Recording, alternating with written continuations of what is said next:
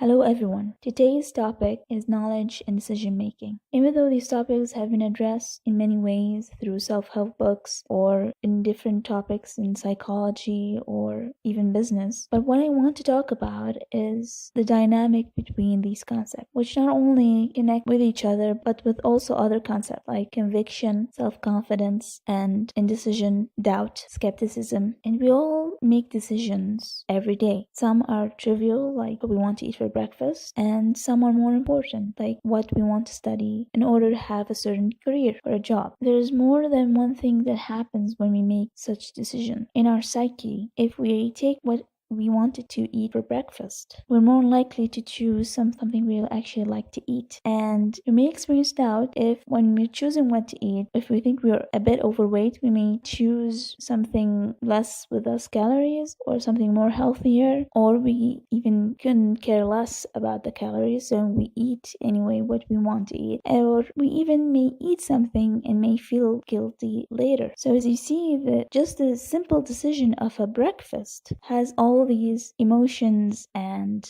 doubt going in together with what we know, knowledge about the food that we're eating and what we know about ourselves. And this is where it becomes a bit complicated, because if we take it in a general sense, no one really knows everything, right? So how is it possible for us to make good decisions? And how is it possible to not allow doubt to come in and take over, and we're then paralyzed and not able to make any decisions? And we see people who have issues with self-esteem or are unsure what they believe in. They tend to have a difficulty to make a decision, and this affects obviously their functionality of their life, what they're doing, and how much they feel stuck in life. So what is the connection between decision and knowledge? So we don't know everything, yet we have to make decisions. And even when we make decisions, it might not be the right one. And just thinking about all of these things, someone might not be very happy about making a decision, may defer to another person, may go to a person of authority, or someone they think they have knowledge, or someone they think has more conviction than they do, and they ask them. And this is actually giving away their own free ability to make their own decisions. I'm not saying not to ask someone who has more knowledge or has more conviction, but there's a difference between giving the ability for someone to make a decision for you and then asking someone for advice or for a suggestion. And the truth is, no one really has the ability to tell you for sure that the decision they're making or what they're suggesting or the advice that they're giving is actually 100% sure. That's an impossible thing. And this puts us in a predicament. So what am I supposed to do?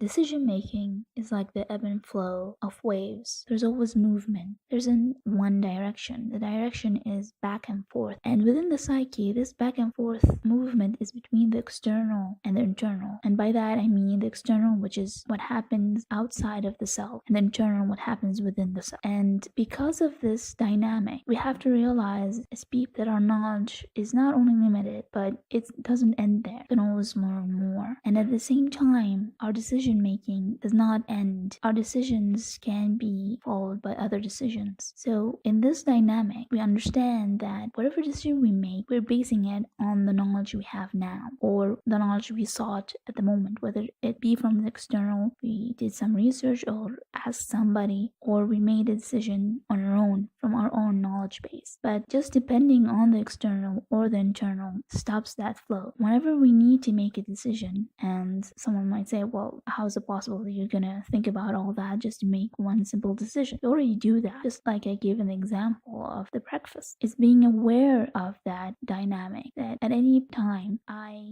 have limited knowledge, but I have the ability to learn at the same time. And at any moment, that my decision might not be the right decision, but this is the best I could do at this moment. And even if we're wrong about this decision, it's not only, as they usually say, it's an opportunity to learn from your mistake, but at the same time, being wrong or someone else disagreeing with you is an opportunity to reassess and reevaluate your thinking process, your decision making process, and even your knowledge. And And there's something within society that the ego tells us that no, you shouldn't be right. We need to be right at all times, which is also impossible. An impossible task that is an illusion of idealism. We can't be right all the time. And even if we're right, there's always something missing, and that's okay. And that's the movement between, as I said, the back and forth movement between the internal and external, where there's this axis that helps us to grow as people and to understand the world around us and people around us better. So at any point in time, whenever you feel that I know what I'm doing, I would suggest to reassess that situation, not because it causes doubt. Doubt has a positive aspect also. There's a healthy sense of skepticism where we don't self-doubt to the degree of causing paralysis to our ability to make decisions, but rather go over or reflect upon our own decisions and our own knowledge and be truthful with ourselves and not assume that you know everything or someone else is always wrong or we're always right or someone else is always right. There's always this understanding that we're learning being, and there's no point where we